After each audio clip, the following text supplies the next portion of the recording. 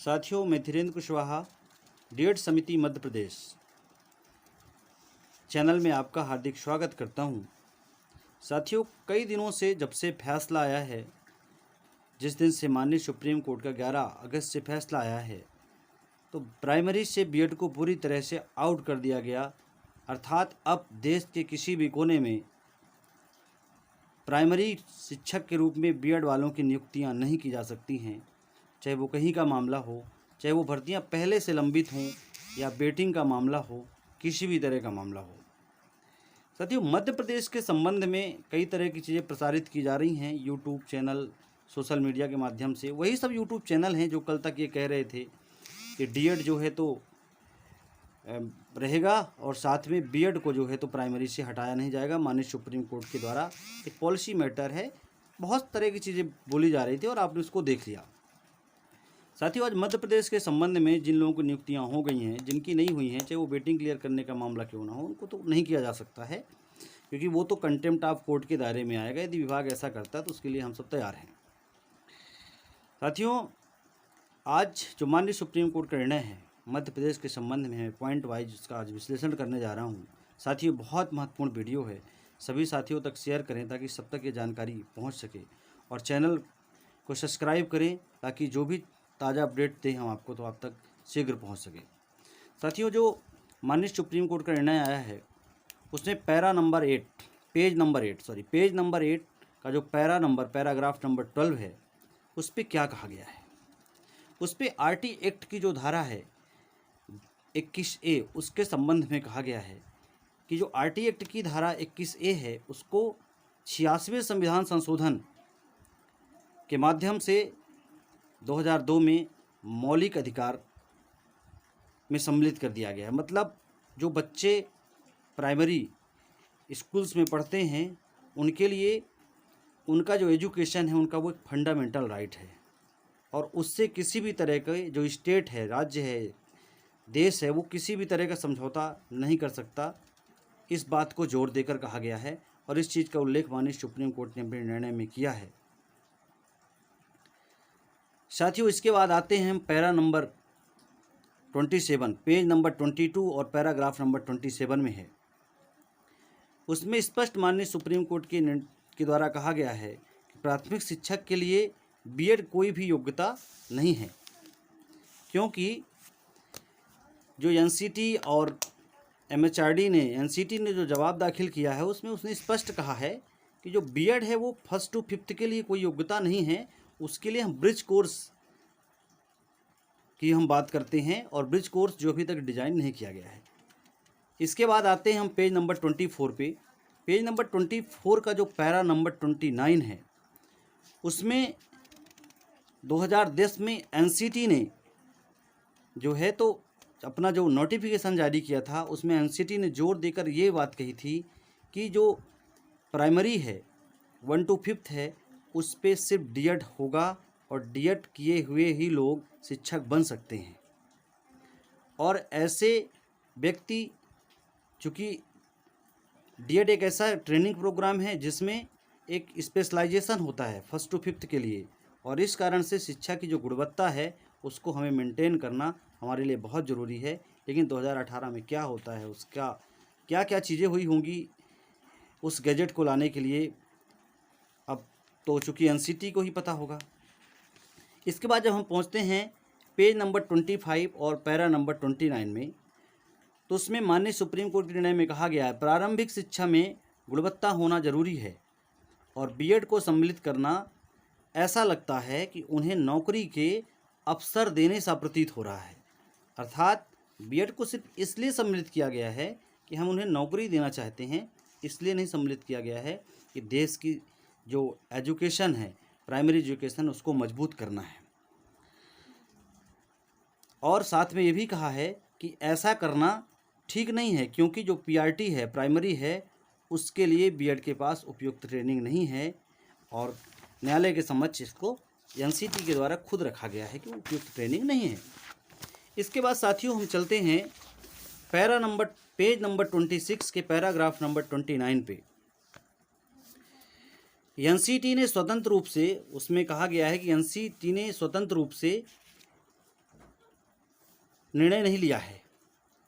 और एनसीटी जो है तो किसी भी वर्ग को रोजगार देने के उद्देश्य से सम्मिलित नहीं कर सकती है। और जब बीएड वालों के पास मिडिल है, हाई है और हायर है, उनके पास तो बहुत सारे अवसर हैं, तो उन्हें नौकरी देने के उद्देश्य से आप सम्मिलित नहीं कर सकते हैं। जबकि जो डिप्लोमाधारी हैं, 12th प्लस डिप्लोमाधारी हैं, उनके पास सिर्फ एक ही सेगमेंट है, प्राइमरी का सेगमेंट है, जहाँ पे वो जॉब करेंगे। और यदि ऐसा किया जाता है, किसी अन्य वर्ग को सम्मिलित किया जाता है, तो उन लोगों के अधिकारों को संकुचित करना है और ऐसा ठीक नहीं है। अब इन दोनों पॉइंट के आप मायने समझिए दोस्तों। सबसे पहले तो माननीय सुप्रीम कोर्ट का ये कहना है कि बीएड जो है प्राइमरी के लिए कोई क्वालिफिकेशन नहीं है और बच्चों के जो फंडामेंटल राइट का जो है तो वायलेशन हो रहा है। और दूसरी बात, वो लोग जिन्होंने डीएड करके रखा है, उनके क्षेत्र को, उनके अधिकारों को, उनके अवसरों को संकुचित किया जा रहा है। तो पहली बात तो बीएडधारी यदि एक दिन भी प्राइमरी स्कूल में पढ़ा रहे हैं, खासकर मध्य प्रदेश के संबंध में, क्योंकि जब से मध्य प्रदेश में एग्ज़ाम हुआ इसके बाद रिजल्ट नहीं आया हुआ था, रिजल्ट आने के पहले ही हम लोगों ने कोर्ट में याचिकाएं लगा दी थी और कोर्ट ने स्पष्ट लिखा था कि जो यहाँ याचिकाएं लगी हुई हैं, इनका जो अंतिम निर्णय होगा वो इस भर्ती पर पूरी तरह से प्रभावी होगा। और अंतिम निर्णय का जो रेफरेंस था वो माननीय सुप्रीम कोर्ट में चल रहे बीएड वर्सेस बीटीसी के केस का था। आगे चलते हैं पेज नंबर 29 से 32 तक। माननीय सुप्रीम कोर्ट ने स्पष्ट तरीके से, जिस तरह से नियम केबीएस, एमएचआरडी और एनसीटी ने मिलकर इस अधिसूचना जो 28/6/18 की अधिसूचना है उसको तैयार किया है, उसमें जो खामियां हैं तैयारी करने में, उन सारी चीज़ों को विशेष तौर पर बताया गया है कि जो कानून बनाने में आपने गड़बड़ी की है, ये इसका महत्वपूर्ण पहलू है कि आपने कानून गलत तरीके से बनाया। और फिर दूसरी बात, जब कानून बनाने की प्रक्रिया गलत है तो जाहिर सी बात है कानून भी गलत ही होगा। इसके बाद पेज नंबर 33 है और पैराग्राफ नंबर 31 है। इस चीज़ का मैंने हालांकि उल्लेख पहले कर दिया है। इसमें स्पष्ट तौर पर एक लिखा गया है, एनसीटी ने खुद कहा है कि प्राथमिक शिक्षक में बीएड वालों के पास पर्याप्त योग्यता नहीं है। इसके बाद हम चलते हैं पेज नंबर 34 और पैराग्राफ नंबर 32। इसमें उल्लेख किया गया है कि प्राथमिक शिक्षा एक औपचारिकता नहीं है। मतलब प्राथमिक शिक्षा कोई औपचारिकता नहीं है कि आप, हाँ, बच्चों को हम पढ़ा रहे हैं प्राइमरी स्कूलों में, वो आ रहे हैं, स्कूल आ रहे हैं और जा रहे हैं और उनकी पढ़ाई हो रही है। ये एक औपचारिकता नहीं है, ये एक सार्थक शिक्षा होनी चाहिए, मतलब मीनिंगफुल होनी चाहिए। यदि वो एजुकेशन मीनिंगफुल नहीं है तो फिर उन बच्चों का भी समय बर्बाद हो रहा है और साथ में वो व्यक्ति जो शिक्षक के रूप में वहाँ काम कर रहे हैं वो भी अपना समय बर्बाद कर रहे हैं, क्योंकि दोनों के बीच में कोई भी कम्युनिकेशन नहीं हो रहा है। इसलिए जो भी बच्चा अभी पीआरटी में गया है, प्राइमरी में गया है, उसके लिए पेडागॉजिकल जो पार्ट है, पेडागॉजी है, उसके लिए बहुत महत्वपूर्ण चीज़ है। यदि पेडागॉजिकल ट्रेनिंग जिस व्यक्ति के पास भी नहीं है, उसको प्राइमरी में एक दिन भी बने रहने का अधिकार नहीं है। और साथ में अंतिम में माननीय सुप्रीम कोर्ट ने पेज नंबर 40 पैराग्राफ नंबर 37 में क्या कहा है, सभी अपील खारिज की जाती हैं। जितनी भी अपील माननीय सुप्रीम कोर्ट के समक्ष प्रस्तुत हुई थी सबको खारिज की जाती हैं और राजस्थान उच्च न्यायालय का दिनांक 25/11/2021 का दिया हुआ फैसला बरकरार रखा जाता है। साथियों, माननीय सुप्रीम कोर्ट ने ये नहीं कहा है कि आज हम फैसला दे रहे हैं कि आज से गाइडलाइन रद्द हो रही है। साथियों, गाइडलाइन उसी दिन रद्द हो गई थी जिस दिन माननीय जोधपुर हाई कोर्ट ने अपना फैसला सुनाया था।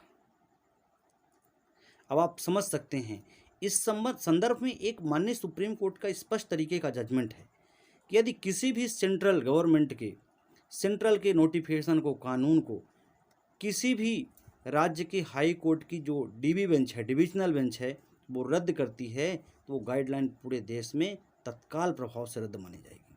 साथियों, आप पूरा भरोसा रखिए कि मध्य प्रदेश में जितने भी अवैध तरीके से एनसीटी के गलत नियम बनाने से नौकरी जिन लोगों को मिल गई है और आपके अधिकारों का, डीएड के साथियों के अधिकारों का हनन हो रहा है, उनके अवसरों को संकुचित किया जा रहा है, जैसे माननीय सुप्रीम कोर्ट ने कहा है, उन बच्चों को जो पीआरटी में पढ़ते हैं उनके फंडामेंटल राइट का हनन हो रहा है।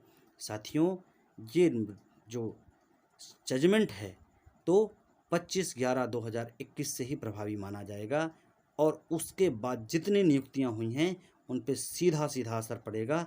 और बाकी राज्यों में भी चूँकि गाइडलाइन रद्द हो गई है, पूरी तरह से खारिज हो गई है, असर पड़ेगा। सभी राज्यों के जो साथी हैं उनको अपने अपने स्तर पर और अपने अपने तरीके से लड़ना ज़रूरी है। साथियों, वैसे तो आप जानते हैं कि प्राइवेट स्कूल हैं, जो छोटे स्कूल हैं, वहाँ ट्रेंड नॉन ट्रेंड सभी टीचर पढ़ा रहे हैं, लेकिन जब बात होती है नियम की, कानून की, तो वहाँ ये सारी चीज़ें आती हैं। साथियों, यदि किसी व्यक्ति को लॉयर बनना है, बार काउंसिल का मेंबर बनना है, तो उसे LLB किया होना ज़रूरी है। ज़रूरी नहीं है कि वो संविधान का ज्ञाता है, उसके पास पर्याप्त डिग्रियाँ होना भी ज़रूरी है। साथियों, लोगों के जो तर्क हैं ना कि हम ज़्यादा योग्य हैं, हम हायर क्वालिफिकेशन हैं, ये सारी चीज़ों को माननीय सुप्रीम कोर्ट ने बहुत ही सरल तरीके से स्पष्ट शब्दों में बता दिया है।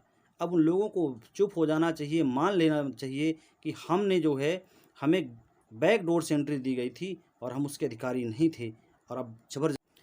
और यदि आप जबरन तरीके से अपनी बात को मनवाने की कोशिश करेंगे तो वो बात हालांकि मानी नहीं जाएगी, सिर्फ आपकी जग हसाई होगी और एक आरोप आपके ऊपर स्पष्ट तरीके से लगेगा कि माननीय सुप्रीम कोर्ट ने जो निर्णय इतना सोच समझ के रखा है उसकी आप अवहेलना कर रहे हैं। साथ में उन छात्रों का समय बर्बाद कर रहे हैं जिनके पास TGT PGT है, उनको बहका रहे हैं।